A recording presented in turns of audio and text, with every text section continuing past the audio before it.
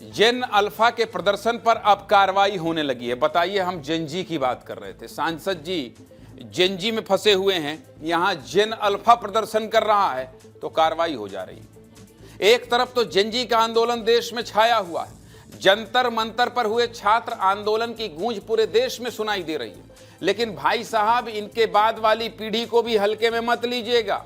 Gen Z के बाद जेन alpha ने भी अपनी मांगों के लिए आवाज उठाना शुरू कर दिया है। हाँ, बिल्कुल ठीक सुन रहे हैं। देश के भविष्य अपने हक के लिए सड़कों पर उतर गए हैं भाई, और शिक्षा के अधिकार के लिए मोर्चा खोल दिया है।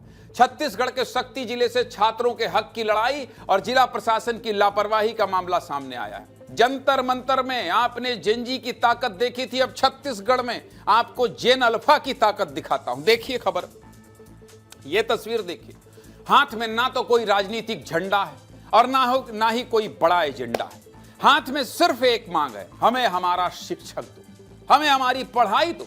20 सड़क पर स्कूल ड्रेस में चक्का जाम करने वाले ये बच्चे आडिल हायर सेकेंडरी स्कूल के छात्र, और साथ में जेन अल्फा भी हैं। ऐसा क्यों कह रहा हूं जानते हैं?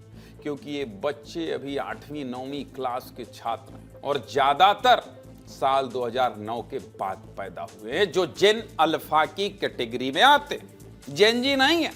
वैसे तो इन्हें हाथ में कॉपी किताब के लिए पढ़ाई लिए हाथ में ऐसे उठाकर पढ़ाई करना चाहिए, इंटरनेट पर नई चीजें सीखनी चाहिए। लेकिन सुस्त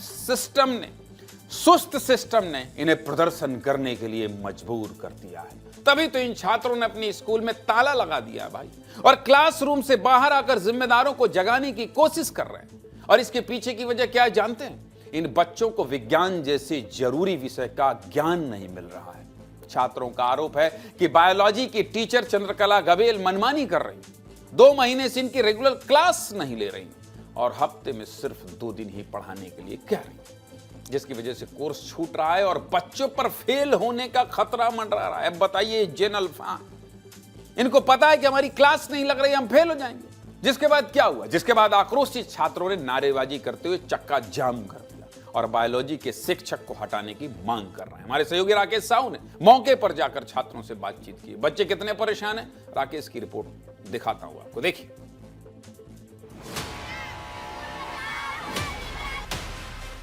जो ये मालखुर्दा विकास खंड का आडिल स्कूल है और यहाँ पर जो विद्यार्थी हैं नारेबाजी कर रहे हैं। विद्यार्थियों द्वारा स्कूल में ताला भी जड़ दिया गया है। जो स्कूल का जो विषय है उसको अभी तक पढ़ाई की शुरुआत ही नहीं की है। स्कूल बचाओ, जीव विज्ञान के शिक्षक हटाओ के नारे लगा रहे हैं। 9वीं जब से स्कूल खुला तब से 9वीं के विज्ञान की पढ़ाई चालू नहीं हुई है, तो हम लोग पढ़ाई को चालू करवाना चाहते। वो एक दिन आकर बोली कि मैं हफ्ता में 2 दिन आकर पढ़ाऊंगा, उतना ही दिन में अब पूरा विज्ञान का पढ़ाई पूरा कंप्लीट हो जाएगा क्या? स्कूल में तालाबंदी के बाद अब सड़क पर बैठ गए हैं और चक्का जाम कर रहे हैं। तब तक हमारी मांग पूरी नहीं होगी तब तक हम यहाँ से नहीं हटेंगे।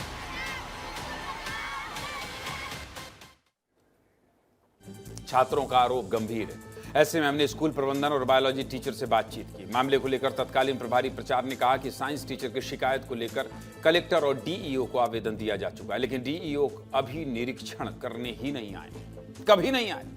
जबकि साइंस टीचर ने जबरन दबाव डालने का आरोप लगाया। जरा तत्कालीन प्रभारी प्राचार्य और शिक्षक का पक्ष भी सुन लेते हैं, सुनिए।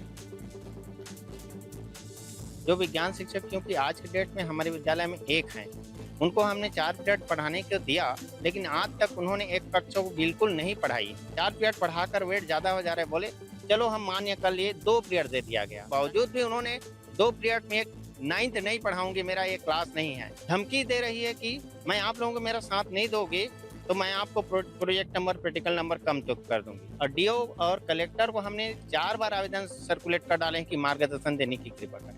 आज तक डीओ ने हमने किसी प्रकार के निरीक्षण यहाँ आकर उपस्थिति दी। मुझे इस सत्र के शुरुआत से ही प्रभारी प्राचार्य ने 6 कालखंड दिया था पढ़ाने के लिए, जबकि यहाँ पर अन्य शिक्षक जो है 2 या 3 कालखंड ही पढ़ा रहे। प्राचार्य महोदय ने मुझसे ये कहा कि विज्ञान के शिक्षक यहाँ पर एक ही हैं और वो आपको ही पढ़ाना पड़ेगा। ये कहकर उन्होंने मुझ पर दबाव बनाया और साथ में समिति के अध्यक्ष ने भी मुझ पर दबाव बनाया। मैंने पढ़ाने से इनकार नहीं किया था, मैंने कहा था 9th में 2 सेक्शन है, तो आप एक सेक्शन मुझे दे दीजिए और एक सेक्शन आप किसी अन्य शिक्षक को दे दीजिए, जो कि उनके द्वारा स्वीकार नहीं किया गया।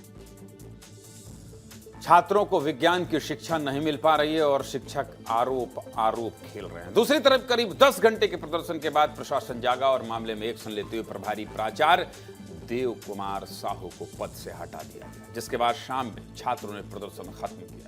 मामले पर क्या कर रही है जिले की शिक्षा अधिकारी, सुनिए।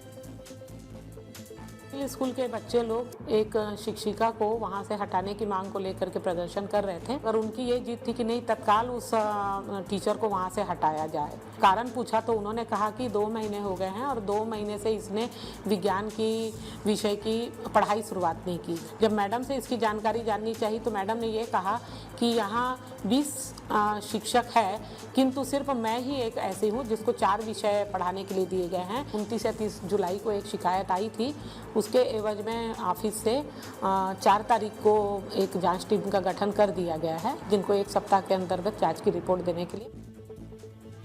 कुल मिलाकर देखिए, जेनजी का खुमार चढ़ रहा है। अब जेन अल्फा को भी हल्के में नहीं लेना है। कुल मिलाकर लब्बो लुआबी है कि जब देश के प्रधानमंत्री नरेंद्र मोदी और मोहन भागवत आरएसएस के मुखिया क्या कह रहे हैं, वो ये कह रहे हैं कि भाई अगर ये गुस्से में हैं तो इनसे बातचीत करना चाहिए, इनको समझाने की कोशिश कर रहे हैं। इसका मतलब समझिए कि देश की युवाओं की आबादी में